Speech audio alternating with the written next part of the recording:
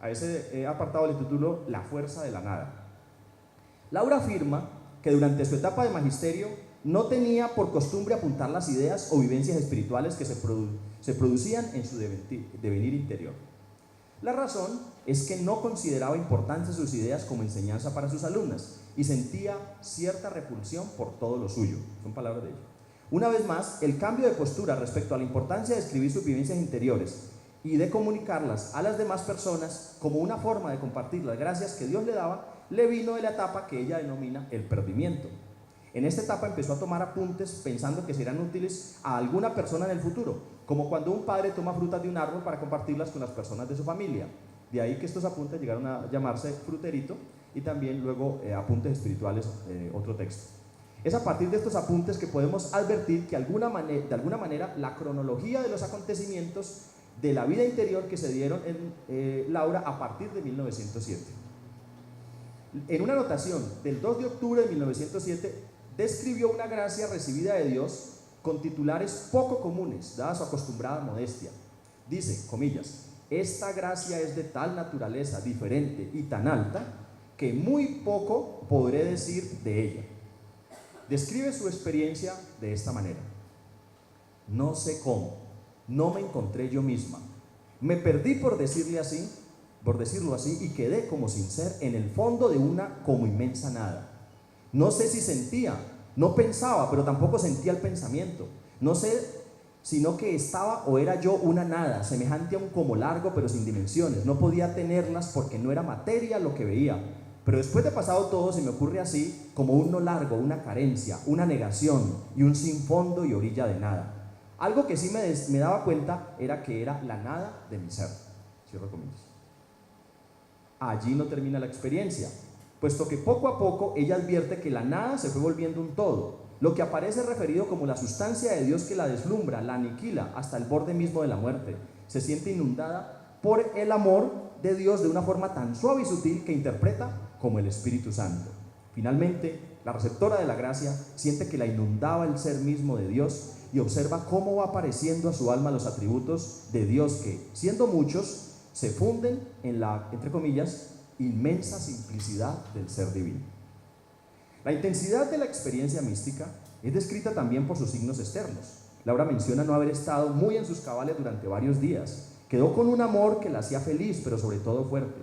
Pero lo más significativo es sin lugar a dudas lo que a la larga marcó su vida. Dice ella, desde entonces parece que quedé confirmada en fortaleza, no como en fortaleza mía, sino como la de Dios. Esta fuerza que surge de la nada, de haberse perdido a sí misma en el todo de Dios, ha de ser frecuentemente confirmada por otras gracias similares y es uno de los pilares de su espiritualidad. La misma se recuerda en frecuentes alusiones en la autobiografía, en las que describe el anonadamiento y la fortaleza como dones del espíritu para afrontar tantas dificultades de la vida misionera. Es precisamente el anonadamiento o aniquilamiento el que frecuentemente alude la madre Laura en la descripción de su existencia mística, el que retrotrae al imaginario místico occidental, por ejemplo en los poemas de San Juan de la Cruz, que pueden ponerse en paralelo en la autobiografía. Entonces decimos el poema de San Juan de la Cruz y la frase de Santa Laura. San Juan de la Cruz: estaba tan embebido, tan absorto y ajenado, que se quedó mi sentido de todo sentir privado, y el espíritu dotado de un entender, no entendiendo toda ciencia trascendiente. Dice la madre Laura, mi manera de entender no era entendiendo, ni pensaba pensando, ni notaba que las cosas fueran en sucesión como las he referido, sino que todo como una vez, como sin duración tampoco, sino como una simultaneidad incomprensible y menos decible que cuanto pueda ponderarse.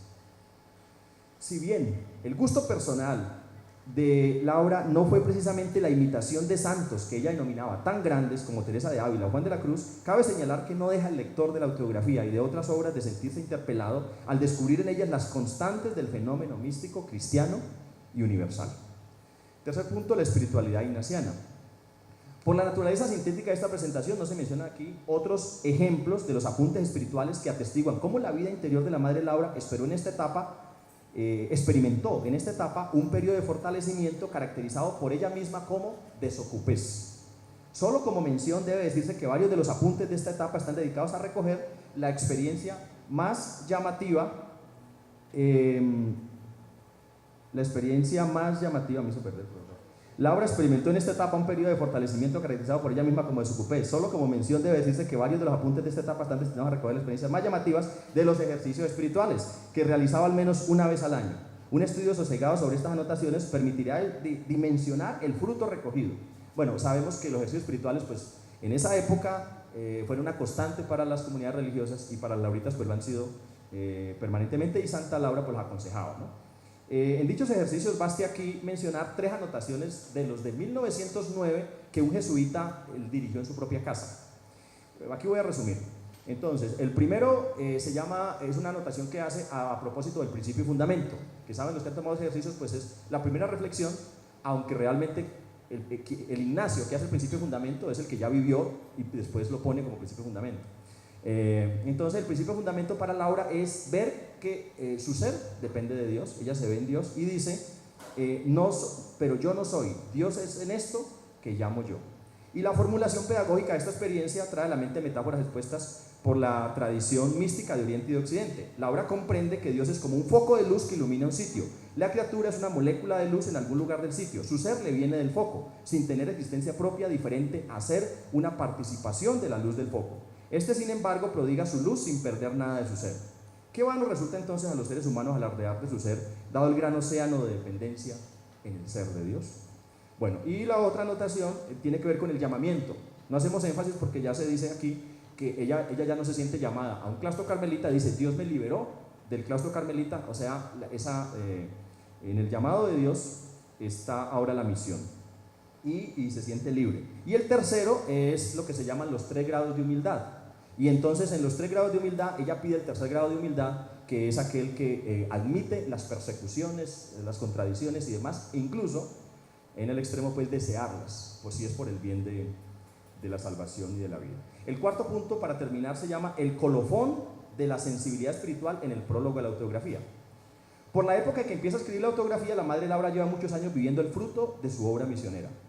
La importancia de cotejar su experiencia espiritual de madurez con la etapa previa a la misión, que hemos denominado madurez de la vida interior, radica precisamente en advertir la coherencia de su proceso interior al recordar al director espiritual el panorama de su vida espiritual en 1907, cuando ella afirma: mi espiritualidad era muy definida según creo, es decir, desde esa época, pero como no era de un molde conocido, no fue entendida por nadie hasta que Dios la hizo aparecer en la forma que ya vuestra referencia conoce, firmada con una obra exterior que grita, ¿no? Aquí tenemos vestidas de gris a la obra exterior que grita de Santa Laura, ¿no? Desde ese momento ella lo dice. Pueden destacarse aquí los elementos de la continuidad del proceso. Yo voy a decir solamente que una cita del prólogo, donde se ve la constancia entre la época que estamos tratando y la autografía que la escribe, puede ser 15 o 20 años después. Pero Dios mío, ¿cómo hablar de mi ser? ¿De cuál ser si tú solo eres?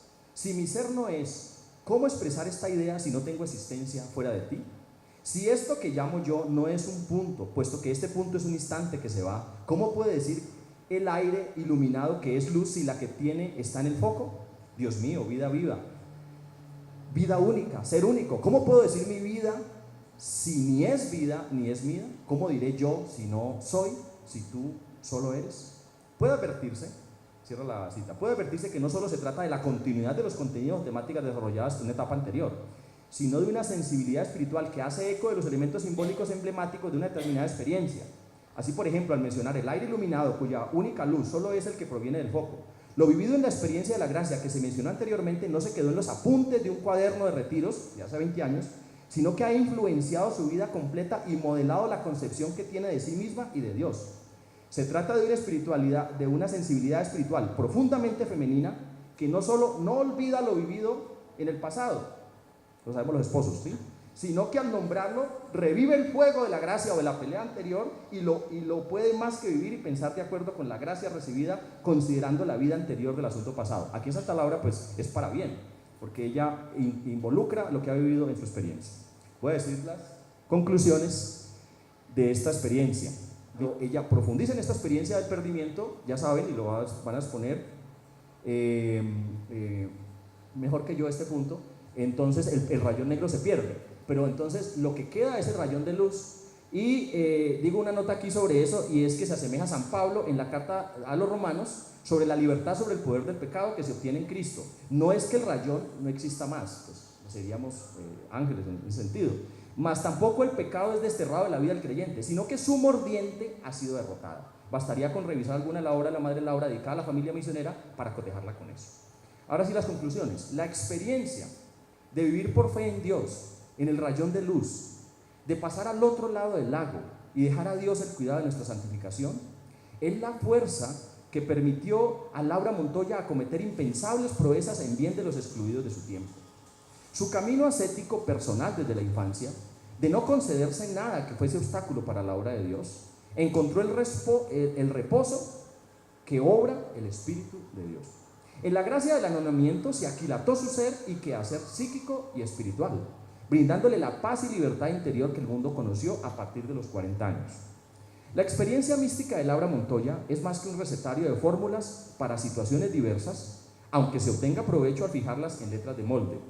No es ni mucho menos distinto del auténtico camino cristiano de muerte a sí mismo y resurrección como obra trinitaria, cuya temática pues no ha sido parte de esta presentación. Es la ratificación en una vida concreta del perderse y encontrarse de la experiencia cristiana y de las grandes tradiciones de sabiduría y de la plena libertad que otorga la gracia, la fuerza que surge de la nada. Muchas gracias.